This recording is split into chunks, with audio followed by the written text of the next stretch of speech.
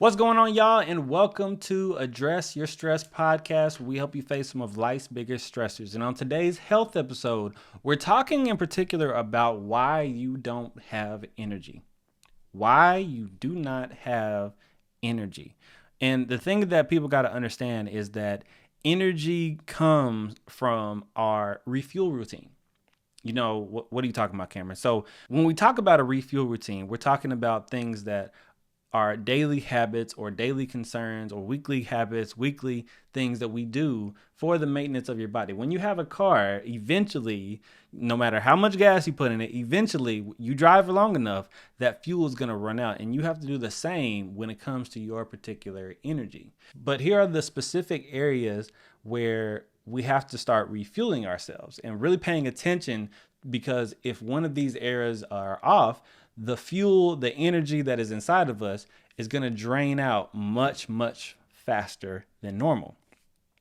And we're just not going to be right as far as our health. So the first area, and this should probably be a very obvious area, is sleep. The body needs 7 to 9 hours. If you're an adult, the body needs 7 to 9 hours of sleep. If you get any less than 7 hours of sleep, your body, your brain is not going to function properly. In particular, like the accuracy, the proficiency, the way that you're able to think, critically solve problems, able to respond to people, all that is going to go all the way down if you're getting less than 7 hours. I'm talking about you're getting 6, you're getting 5, you're getting 4. Like your ability to be on it like that is going to go dramatically down. And also you want to improve the quality of that sleep too, not just the quantity, but you want to make sure that you're sleeping through the night, you're getting enough REM sleep. And we'll talk about that in detail on a specific sleep episode. But that's the first place that you want to look at. But here's the thing. Sometimes you can get enough sleep and then you wake up and you're still tired. That's where we're going to go into the next area, which is our micronutrients. See, what a lot of people don't understand is that when we're talking about our vitamin levels, vitamin C, D, E, A, K, and our minerals, our iron, magnesium, zinc, selenium, potassium, copper, when we're talking about all of those things have a direct reflection on our energy levels. And of course that comes from our food, but that also can come from our supplements. That can come from, our creams, our lotions and different things like that. So if you are malnourished, that can also affect and zap your energy levels. So I want you, and as we're going through these topics, I want you to reflect and see, okay, how am I doing in these particular areas? So running it back, how am I regularly getting enough sleep? Am I regularly getting 7 to 9 hours? Am I getting that regularly, or am I only hitting that mark 2 days out the 7 days? You get what I'm saying?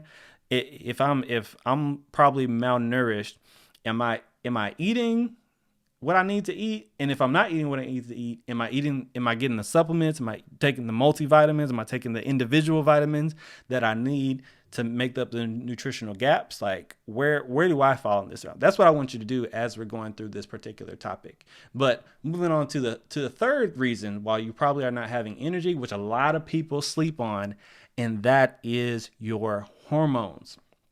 Yes, and ladies, I'm not talking about you on your time of the month that comes, every single month like clockwork. I'm not talking about that specifically. I'm talking about your not just your sex hormones, your testosterone, your estrogen, your progesterone. I'm talking about the stress hormones, the adaptogens. I'm talking about the cortisol levels. If these things are imbalanced, they're going to directly affect your energy levels, which probably is going to actually spiral into depression in some cases. I have many clients who have hormonal issues that also have depression issues. So we know that when they're going through a depressive phase, there's something going on with them hormonally. And so what you got to look at is see, if this is something that is like continuous, I need to go to an endocrinologist. I need to go to my PCP. I need to go to somebody who can give me an assessment of the status of my hormone levels. You get what I'm saying? And so the last area that is probably taking away your energy is your emotional stress.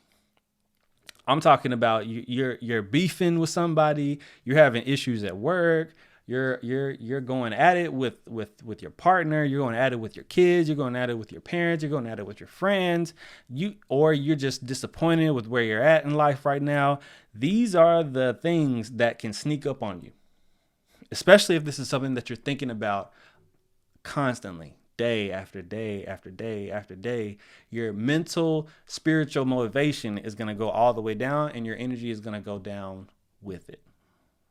So these are the 4 areas where you definitely want to check and see if you're having low energy. And each one of the the reason that is because each one of these particular issues has a specific solution. If you're going with, you're not getting enough sleep, then okay, we need to have a sleep strategy meeting to be able to improve your sleep. If it's your micronutrient level, okay, we need to get you specific supplements. We need to make some dietary changes to get you up to where you need to be, so where you're not malnourished, but you're properly nourished. If it is your hormone level, we need to get those checked, get you some supplements, maybe change some things in the diet, get you moving, then changing all of that concerns. If it is your emotional stress, maybe we need to do some meditations, we need to get you with a therapist, we need to do some affirmations, we need to do some cognitive behavioral therapy. We need to do specific things for each and one of these particular areas. It's never just a one size fits all. And hell, you might be experiencing the issue